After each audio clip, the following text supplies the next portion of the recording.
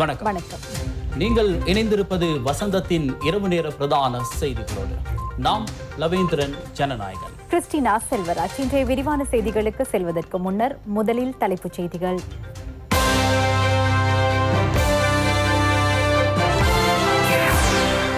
ஆசிரியர்களின் சம்பள அதிகரிப்பு, அரசு ஊழியர்களின் சம்பள அதிகரிப்பு இடம்பெறும் வரவு செலவு திட்டத்தினூடாகவே மேற்கொள்ளப்படும் என அமைச்சரவை தீர்மானம்.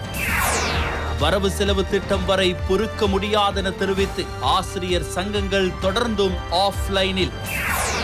கொரோனா கொத்தணி வேகமாக அதிகரித்துள்ளது, மரணங்களும் அதிகரிக்கலாம், சுகாதார பிரிவினர் அபாய எச்சரிக்கை.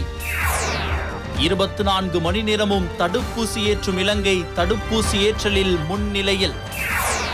ஆங்கிலம் தெரியாத ஹிஷாலினி எழுதிய ஆங்கில சொற்கள் தொடர்பில் தீவிர விசாரணை. பிறந்த இடத்தில் இறந்த கொரோனா மீண்டும் வூஹானில் எழுந்தது.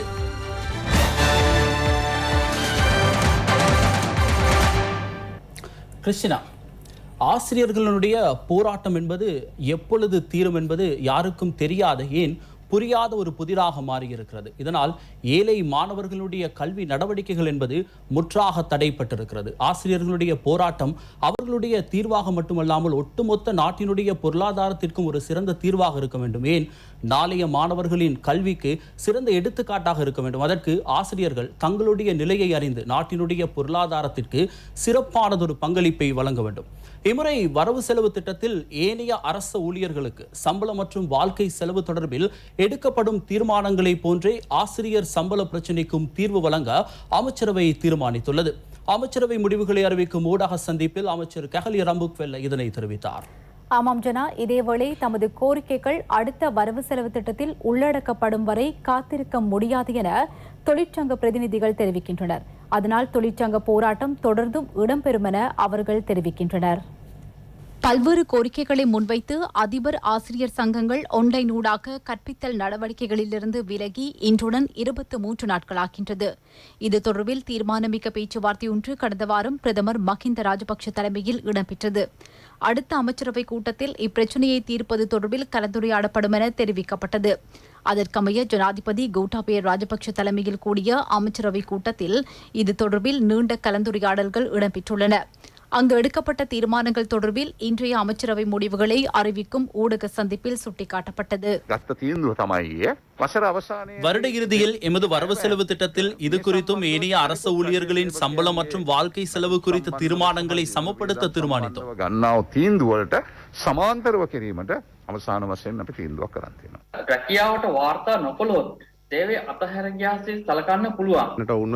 அவர்களை சேவையிலிருந்து விலகியதாக கருதுவதற்குரிய தீர்மானங்களை அரசு ஒருபோதும் எட்டாது.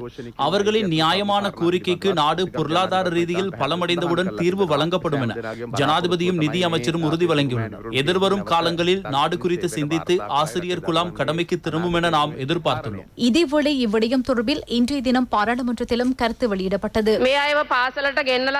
இவர்களை பாடசாலைக்கு அழைத்தது ஆர்ப்பாட்டத்தை மழுங்க அல்லது அதற்கு பயந்தா?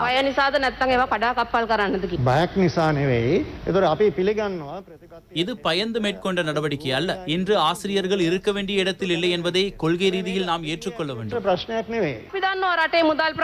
நாட்டில் நிதி பிரச்சனை இருப்பது எமக்கு தெரியும். ஆனால் அவர்கள் இப்போதே சம்பளத்தை தாருங்கள் என்று கூறவில்லை.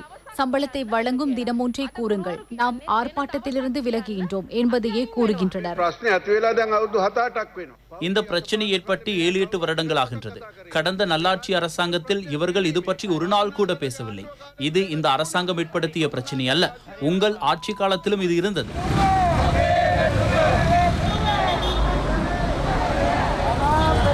இதனிடையே அதிபர் ஆசிரியர் தொழிற்சங்கம் பிலியந்தலை நகரில் ஆர்ப்பாட்டம் ஒன்றை ஏற்பாடு செய்திருந்தது. இதற்கெதிராக பிலியந்தலை போலீசார் கஸ்பேவ நீதிமன்றத்தில் உத்தரவு ஒன்றை பெற்றிருந்த நிலையில் போக்குந்தர நாட்சந்தியில் தொழிற்சங்க போராட்டத்தை முன்னெடுத்தது.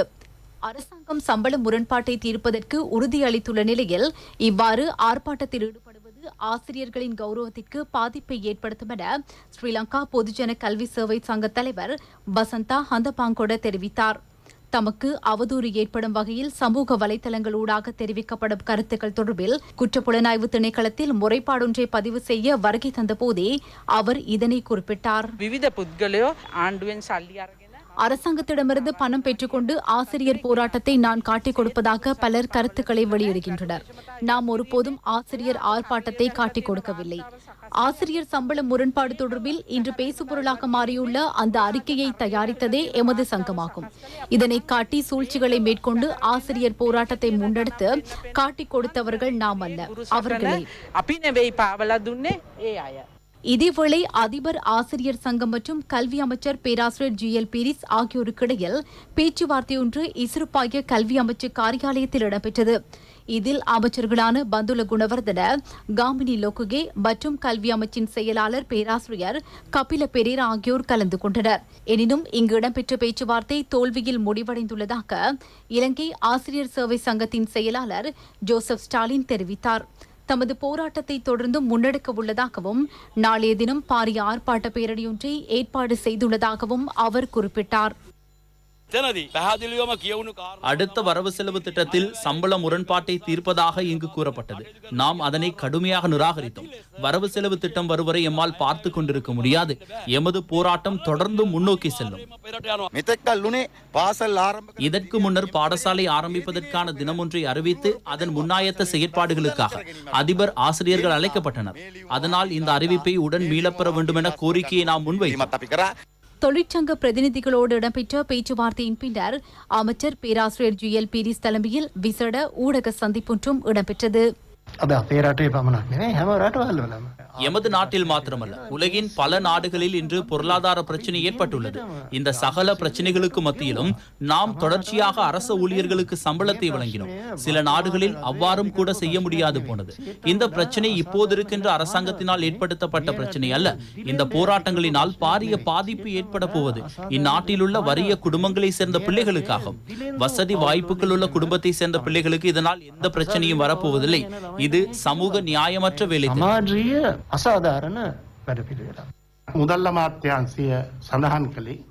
இந்த பிரச்சனைக்கு தீர்வாக உடனடியாக இந்த சந்தர்ப்பத்தில் சம்பள அதிகரிப்பை மேற்கொள்ள முடியாதென நிதியமைச்சு தெரிவித்துள்ளது. 44 லட்சம் பிள்ளைகளுக்காக ஆசிரியர்கள் இந்த நாடு மற்றும் உலகில் உள்ள நிலைமைகளை புரிந்து கொண்டு அவர்களின் சேவையை செய்ய முன் வருவார்கள் என எதிர்பார்க்கிறோம்.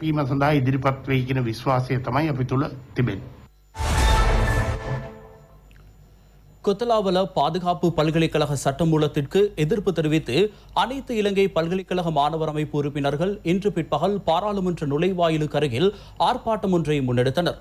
சுகாதார வழிமுறைகள் எவற்றையும் கணக்கில் எடுக்காது ஆர்ப்பாட்டத்தில் ஈடுபட்டவர்கள் சவப்பெட்டியொன்றையும் இங்கு தீ வைத்து எரித்தனர்.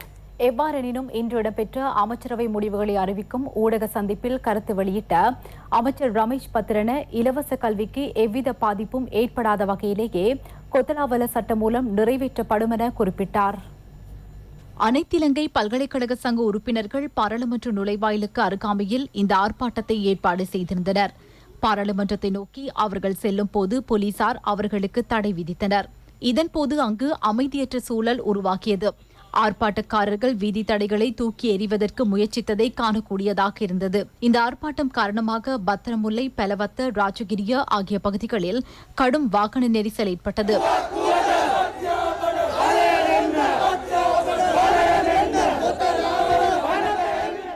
இதேவேளை கொத்தலாவல பாதுகாப்பு பல்கலைக்கழக பெற்றோர் ஒன்றியம் இலங்கை மன்ற கல்லூரியில் ஊடக சந்திப்பொன்றை நடத்தியது. கொத்தலாவல பல்கலைக்கழகத்தினால் உருவாக்கப்படுகின்ற பிள்ளைகள் அறிவு, ஆளுமை ஆகிய சகல விடயங்களிலும் உயர்ந்த மட்டத்தில் உள்ளவர்கள் என அவர்கள் தெரிவிக்கின்றனர். இந்த பல்கலைக்கழகத்தில் தற்போது உலகின் தேவை கருதி கற்பித்தல் நடவடிக்கைகள் முன்னெடுக்கப்படுவதனால் பல்கலைக்கழகத்திலிருந்து வெளியேறி செல்லும் போது தொழில் பெறுவதற்கான வாய்ப்பு கிடைக்கிறது.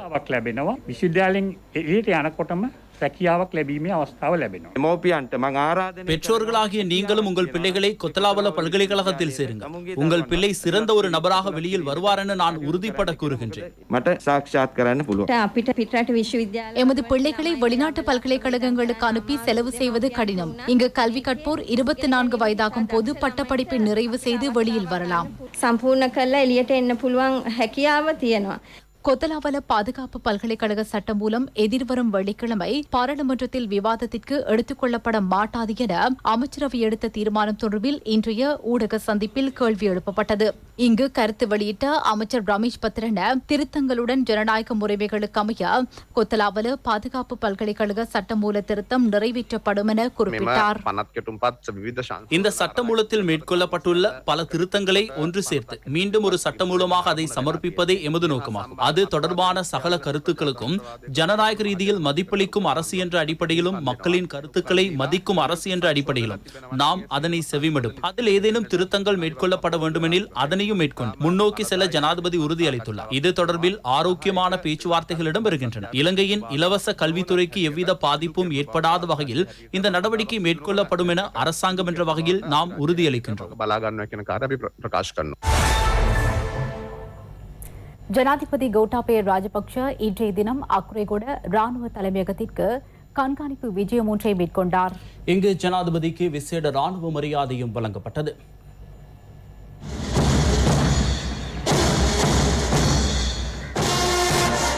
அக்குரேகொட ராணுவ தலைமையக வளாகத்திற்கு வருகை தந்த ஜனாதிபதி கோட்டாபய ராஜபக்ஷவை ராணுவ தளபதி ஜெனரல் சவேந்திர சில்வா வரவேற்றார். இதன்போது ஜனாதிபதிக்கு விசேட ராணுவ மரியாதை வரவேற்பளிக்கப்பட்டது.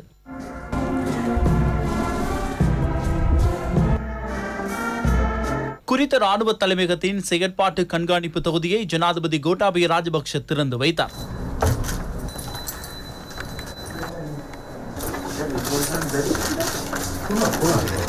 இதேவேளை வான் கண்காணிப்பு படைப்பிரிவின் மின்னணு புத்தகத்தை இணையதளத்தில் இணைக்கும் நடவடிக்கையும் ஜனாதிபதியின் தலைமையில் இடம்பெற்றது. அக்குரேகொட ராணுவ முகாம் தலைமையக வளாகத்தில் அமைக்கப்பட்டுள்ள நூதன சாலை உள்ளிட்ட பல பகுதிகளை ஜனாதிபதி பார்வையிட்டார். வான் கண்காணிப்பு படைப்பிரிவின் எதிர்கால திட்டங்கள் தொடர்பில் மேஜர் ஜெனரல் நிஷாந்த மானகி இங்கு ஜனாதிபதிக்கு தெளிவுபடுத்தினார். இந்த தகவல்கள் அடங்கிய புத்தகம் ஜனாதிபதியிடம் கையளிக்கப்பட்டதோடு அவருக்கு நினைவு சின்னம் ஒன்றையும் ராணுவத்தினர் வழங்கினர். சிரேஷ்ட படை தளபதிகளுடன் புகைப்படம் எடுத்துக்கொண்ட ஜனாதிபதி கோட்டாபய ராஜபக்ஷ விசேட விருந்தினர்கள் வருகை புத்தகத்தில் தனது வருகையை பதிவு செய்தார். ஜனாதிபதியின் செயலாளர் PB ஜெயசுந்தர, ஜனாதிபதியின் பிரதான ஆலோசகர் லலித் வீரதுங்க மற்றும் பாதுகாப்பு செயலாளர் ஓய்வு பெற்ற ஜெனரல் கமல் குணரத்ன உள்ளிட்டோரும் ராணுவத்தின் சிரேஷ்ட நிலை அதிகாரிகளும் இந்நிகழ்வில் இணைந்திருந்தனர்.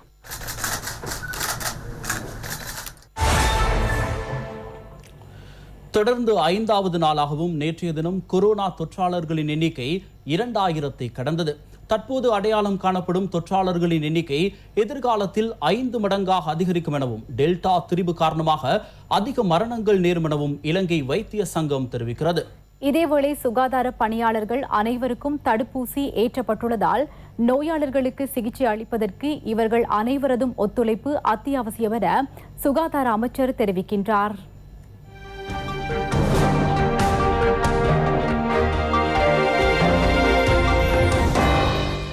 நாட்டில் நேற்றைய தினம் 2420 பேர் கொரோனா தொற்றாளர்களாக இனம் காணப்பட்டனர். கூடுதலானோர் கம்பஹா மாவட்டத்தில் இனம் காணப்பட்டதுடன் அவ்வெண்ணிக்கை 668 ஆகும். கொழும்பு மாவட்டத்தில் 286 பேரும், களுத்துறையிலிருந்து 274 பேரும், காலியிலிருந்து 270 பேரும், யாழ்ப்பாணத்திலிருந்து 153 பேரும் நேற்று இனம் காணப்பட்டுள்ளனர். இன்றைய தினம் மேலும் 1406 கொரோனா தொற்றாளர்கள் அடையாளம் காணப்பட்டுள்ளனர். இதற்கமைய நாட்டில் மொத்த கொரோனா தொற்றாளர்களின் எண்ணிக்கை 3,15,175 ஆகும்.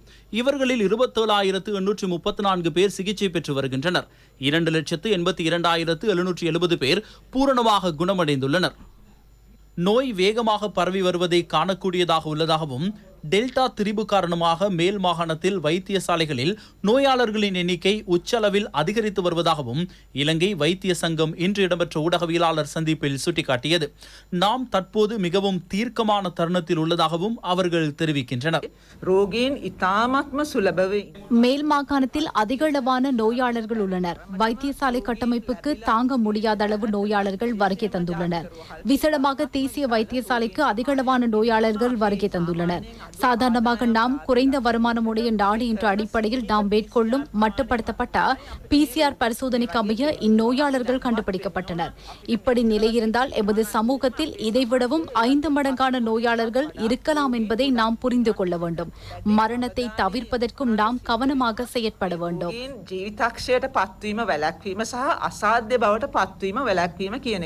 நோய் தொற்றுக்கு உள்ளாகி வைத்தியசாலைகளுக்கு வருகை தரும் மக்களுக்கு சிகிச்சை அளிப்பதற்கு முழுமையான சுகாதார ஊழியர் குழாம் அவசியம் என அமைச்சர் பவித்ரா வன்னியாராய்ச்சி தெரிவிக்கிறார்.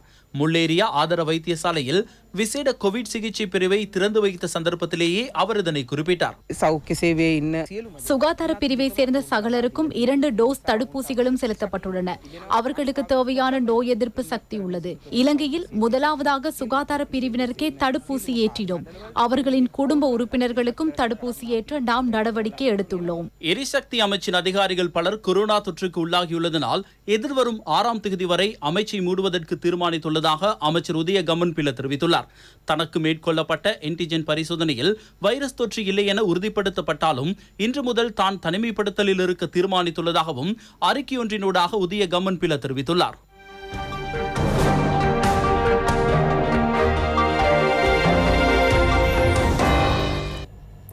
ஆஸ்ட்ராசெனேகா தடுப்பூசியின் 2வது டோஸ் வழங்கும் பணிகள் இன்றும் முன்னெடுக்கப்படுகின்றன. நேற்று வரை 1,76,981 பேருக்கு கொரோனா தடுப்பூசிகள் வழங்கப்பட்டுள்ளன. தடுப்பூசியின் 2வது டோஸை 22,54,884 பேர் பெற்றுள்ளனர்.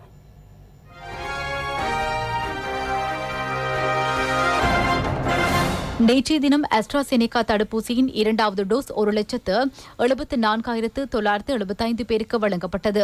இதற்கமைய கடந்த 2 நாட்களில் 2,44,251 பேர் ஆஸ்ட்ராசெனேகா தடுப்பூசியின் 2வது டோஸை பெற்றுள்ளனர். கொழும்பு விஹாரமாதேவி பூங்கா வளாகத்திலும் பத்திரமுல்ல தியத்துயன வளாகத்திலும் 24 மணி நேரமும் தடுப்பூசி வழங்கும் பணிகள் இன்றும் முன்னெடுக்கப்படுகிறது. இதனால் எவ்வித பதற்றமுமின்றி தடுப்பூசியை பெற்றுக் கொள்ளுமாறு பாதுகாப்பு பிரிவு பொதுமக்களை கேட்டுள்ளது. நேற்று காலை முதல் இன்று காலை 6 மணி வரை தியத்துயன தடுப்பூசி வழங்கும் மத்திய நிலையத்தில் 13,980 பேருக்கு தடுப்பூசிகள் வழங்கப்பட்டன. தடுப்பூசிகளை பெற்றுக்கொள்ள வருகை தருவோரின் பொழுதுபோக்கு கருதி ராணுவம் இசை நிகழ்ச்சியொன்றையும் ஒழுங்கு செய்திருந்தது.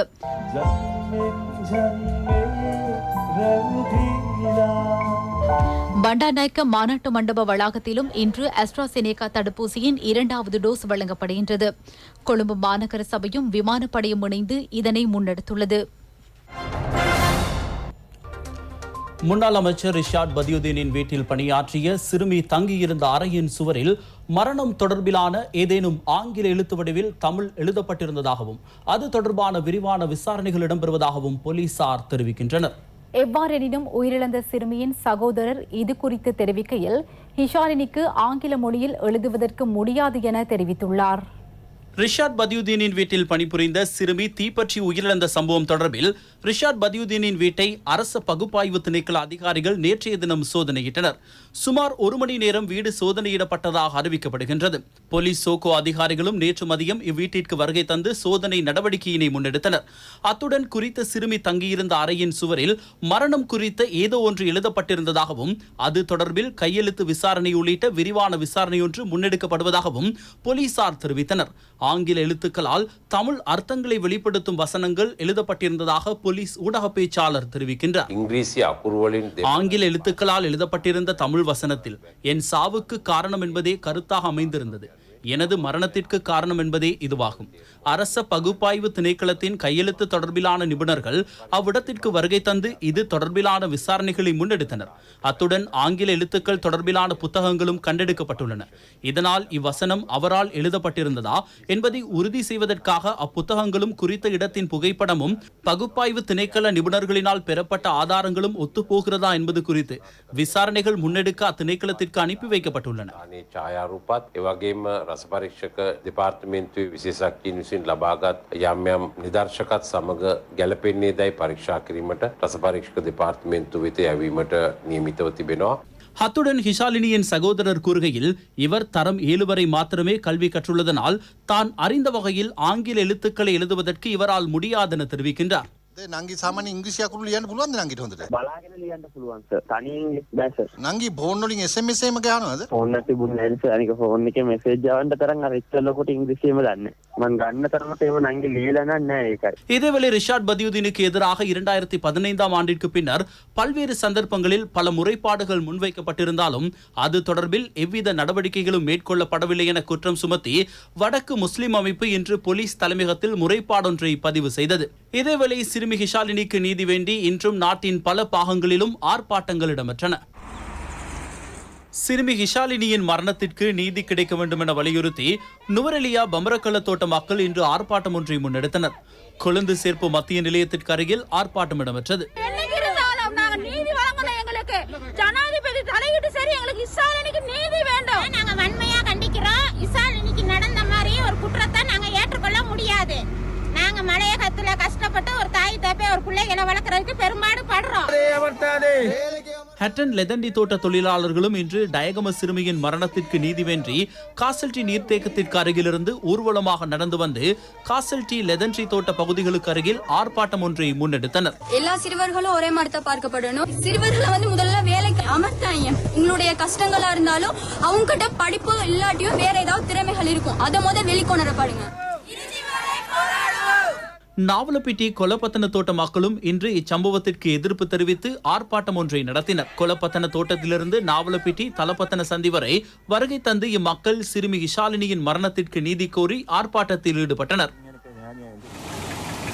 தலவாக்கலை நானுய தோட்ட மக்கள் தோட்ட மைதானத்தில் இன்று ஆர்ப்பாட்டம் ஒன்றை ஏற்பாடு செய்தனர். ஆர்ப்பாட்டத்தின் பின்னர் சர்வமத தலைவர்களை அழைத்து அவர்களின் ஆசியுடன் சிறுமி ஹிஷாலினிக்கு ஆத்மா சாந்தி வேண்டி விசேட வழிபாடுகளும் இடம்பெற்றன. இதேவேளை யட்டியாந்தோட்ட பிரதேச செயலகத்திற்குட்பட்ட நாகஸ்தென்ன தோட்ட மக்கள் நாகஸ்தென்ன தேயிலை தொழிற்சாலையிலிருந்து காந்தி சிலை வரை ஊர்வலமாக வந்து ஆர்ப்பாட்டம் ஒன்றை முன்னெடுத்தனர். மலையகத்திலிருந்து இனி 18 வயதிற்கு குறைவான சிறுவர்களை வேலைக்கு அனுப்பக்கூடாதென ஆர்ப்பாட்டத்தில் ஈடுபட்டோர் வலியுறுத்தினர். தயவு செய்த இந்த மலையக மக்கள் பிள்ளைகளை வீட்டு பணி பெண்களாக அனுப்புவதை தடை செய்ய வேண்டும் என்று, இந்த ஹிஷாலினிக்கு நடந்த கொடூரமான மரணத்துக்கு சட்ட நடவடிக்கை எடுக்க வேண்டும் என்று. கொடூரமான மரணம் யாருக்கும் நடக்கக்கூடாது, எந்த சிறுவர்களுக்குமே இனிமேல் நடக்கக்கூடாது. தாய்மார்களோ தந்தைமார்களோ யாராக இருந்தாலும் பரவாயில்லை, இனி பிள்ளைகளை வீட்டு வேலைக்கு அனுப்ப வேண்டாம். பாராளுமன்ற உறுப்பினர் ரிஷாட் பதியுதீன் வீட்டில் பணிபுரிந்த நிலையில் மர்மமான முறையில் உயிரிழந்த சிறுமி ஹிஷாலினியின் மரணத்திற்கு நீதி வேண்டி இன்றைய தினம் தலவாக்கலை லிந்துலை நகரசபையின் தலைவர் லட்சுமணன் பாரதிதாசன் தலைமையில் கவன ஈர்ப்பு போராட்டம் ஒன்றும் அஞ்சலி நிகழ்வு ஒன்றும் இடம்பெற்றது. முன்னாள் அமைச்சர் ரிஷாட் பதியுதீனின் வீட்டில் உயிரிழந்த சிறுமியின் விடயத்தில் குற்றவாளிகளை சட்டத்தின் முன் நிறுத்த உள்ளதாகவும் இதில் யாரும் அரசியல் செய்யவில்லை எனவும் தமிழ் மக்கள் விடுதலை புலிகள் கட்சியின் செயலாளர் பு பிரசாந்தன் தெரிவித்தார். இங்கு யாரும் இஸ்லாமிய சமூகத்திற்கு எதிராகவோ அல்லது சிங்கள மக்களுக்கு எதிராகவோ அல்லது தமிழ் மக்களுக்கு எதிராகவோ குரல் கொடுக்கவில்லை. உண்மையில் ஒரு மலையகத்தைச் சேர்ந்த ஒரு சிறுமி வறுமையினை தங்களுக்கு சாதகமாக பயன்படுத்திய தலைமைகள் சிறுமியின் மரணத்திற்கும் காரணமாக இருந்ததாக குறிப்பிடப்படுகின்ற இந்த வேளையில் இதனை இலங்கையின் நீதித்துறை விசாரணை செய்ய வேண்டும், இலங்கையின் சட்டத்துறை விசாரணை செய்ய வேண்டும், எமது மக்கள் இதில் தெளிவடைய வேண்டும். குறிப்பாக மலையக சிறுவர்களின் கல்வி நிலைமை வளர வேண்டும். மலையகத்தில் இருக்கின்ற சிறுவர்களின் வறுமை நிலைமையை பயன்படுத்தி யாரும் வேலைக்கு அமர்த்தி அந்த சிறுவர்களின் எதிர்காலத்தை பாதிக்க கூடாது. பொலித்தீன் லஞ்சீட் செசே பேக்கெட் தயாரிப்பு மற்றும் விற்பனைக்கு தடை விதிக்க சுற்றாடல் அமைச்சு தீர்மானித்தது. அதற்கமைய குறித்த பொருட்களை விற்பனை செய்கின்ற நிலையங்களை சுற்றி வளைக்கும் நடவடிக்கைகளை மத்திய சுற்றாடல் அதிகார சபை முன்னெடுத்துள்ளது. மத்திய சுற்றாடல் அதிகார சபை நேற்று புறக்கோட்டை பகுதியில் சுற்றி வளைப்பை முன்னெடுத்தது. இதன்போது தடை செய்யப்பட்ட 400 கிலோகிராம் பொலித்தீன் மற்றும் லன்ஷீட் என்பன கைப்பற்றப்பட்டன. செசே பேக்கெட்டுகளை விற்பனை செய்த 5 வர்த்தக நிலையங்களுக்கு எச்சரிக்கை கடிதங்களும் கையளிக்கப்பட்டது. புறக்கோட்டை போதிராஜ மாவத்தை 5ஆம் குறுக்கு தெரு, கொழும்பு 12 மற்றும் கொழும்பு 14 ஆகிய பகுதிகளில் சுற்றி வளைப்பு மேற்கொள்ளப்பட்டது. லொரியொன்று முச்சக்கர வண்டியுடன் மோதியதில் இடம்பெற்ற விபத்தில் முச்சக்கர வண்டியில் பயணித்த 3 பலியாகியுள்ளனர்.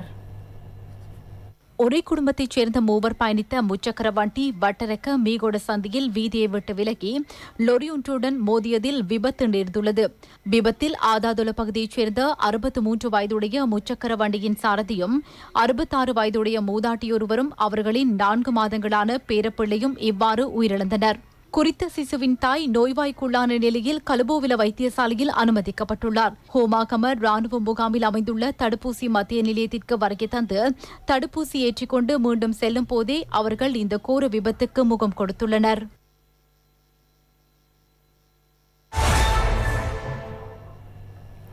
மேலும் சில செய்திகளின் தொகுப்பு அடுத்து. கல்முனை பிரதேச செயலக பிரிவில் சமுர்த்தி உதவி பெறும் குடும்பங்களின் உயர்தர கல்விக்கும் 245 மாணவர்களுக்கு சமுர்த்தி சிப்தொர புலமை பரிசில் வழங்கும் நிகழ்வு இன்று பிரதேச செயலக கேட்போர் கூடத்தில் இடம்பெற்றது. இதனூடாக மாதம் ஒருமுறை 1500 ரூபாய் வீதம் 2 வருடங்களுக்கு உதவித்தொகையாக வழங்கப்பட உள்ளது. மட்டக்களப்பு கோரளைப்பற்று வடக்கு வாகரை பிரதேச செயலாளர் பிரிவில் வறுமை கோட்டின் கீழ் வாழும் மக்களுக்கு இயற்கை பசலையை கொண்டு உற்பத்தி செய்யப்பட்ட மரக்கறி வகைகளை விசேட அதிரடிப்படையினர் விநியோகித்தனர். விசேட அதிரடிப்படையின் பிரதி போலீஸ் மாதிபர் ஜெயசுந்தர மற்றும் பிராந்திய கட்டளை அதிகாரி சிரேஷ்ட போலீஸ் அத்தியட்சகர் லக்ஷ்மண் அபியகோன் ஆகியோர் தலைமையில் நிகழ்வு இடம்பெற்றது. நிந்தவூரில் புதிதாக நிர்மாணிக்கப்படும் சிறுவர் மற்றும் பெண்கள் மகப்பேற்று வைத்தியசாலையின் கட்டுமான பணிகளின் 2ஆம் கட்ட அபிவிருத்திக்காக சுகாதார அமைச்சு 100 மில்லியன் ரூபாவை ஒதுக்கீடு செய்துள்ளது. திகாமடுல மாவட்ட பாராளுமன்ற உறுப்பினர் MC ஃபைசல் காசிம் இவ்வைத்தியசாலைக்கு விஜயம் மேற்கொண்டு 2ஆம் கட்ட வேலைகளை ஆரம்பித்து வைத்தார். இவ்வைத்தியசாலையின் நிர்மாண பணிகளுக்கு இதுவரை 900 மில்லியன் ரூபாய் செலவிடப்பட்டுள்ள நிலையில் மேலும் 100 மில்லியன் ரூபாய் ஒதுக்கீடு செய்யப்பட்டுள்ளது. இராணுவம் வசம் இருந்த தனியாருக்கு சொந்தமான காணிகளை உரிமையாளர்களிடம் கையளிக்கும் நிகழ்வு இன்று மட்டக்களப்பு மாவட்ட கும்புருமுலை ராணுவ முகாமில் இடம்பெற்றது. சுபீட்சத்தின் நோக்கு கொள்கை பிரகடனத்திற்கு இணைவாக சுமார் 12 ஏக்கர் காணியை உரிமையாளர்களிடம் கையளிக்கும் நிகழ்வு மாவட்ட அரசாங்க அதிபர் K. கருணாகரன் தலைமையில் இடம்பெற்றது. வரலாற்று சிறப்புமிக்க நல்லூர் கந்தசுவாமி ஆலயத்தின் வருடாந்த மகோற்சவத்திற்காக கொடி சீலை வடிவமைப்பாளர்களிடம் காலாஞ்சி வழங்கும் நிகழ்வு இன்று இடம்பெற்றது. நல்லூர் கந்தசுவாமி ஆலயத்தின் வருடாந்த மகோற்சவம் எதிர்வரும் 13ஆம் தேதி வியாழக்கிழமை கொடியேற்றத்துடன் ஆரம்பமாக உள்ளது. இதற்கமைவாகவே கொடிச்சீலை வடிவமைப்பாளர்களுக்கு காலாஞ்சி வழங்கும் சம்பிரதாய நிகழ்வு இன்று இடம்பெற்றது. மாட்டு வண்டி மூலம் நல்லூரிலிருந்து கல்வியங்காட்டுக்கு எடுத்து செல்லப்பட்டு திருவிழாவுக்கான பத்திரிகையும் காலாஞ்சியும் கையளிக்கப்பட்டது.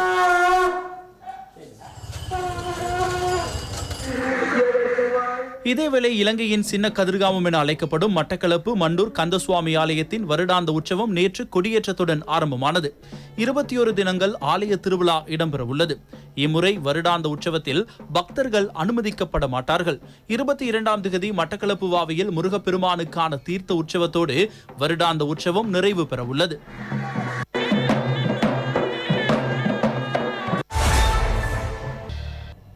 இத்துடன் வசந்தத்தின் இரவு நேர பிரதான செய்தி அறிக்கை நிறைவடைகின்றது. எமது அடுத்த பிரதான செய்தியை நாளை மதியம் 1 மணிக்கு எதிர்பாருங்கள். வணக்கம்.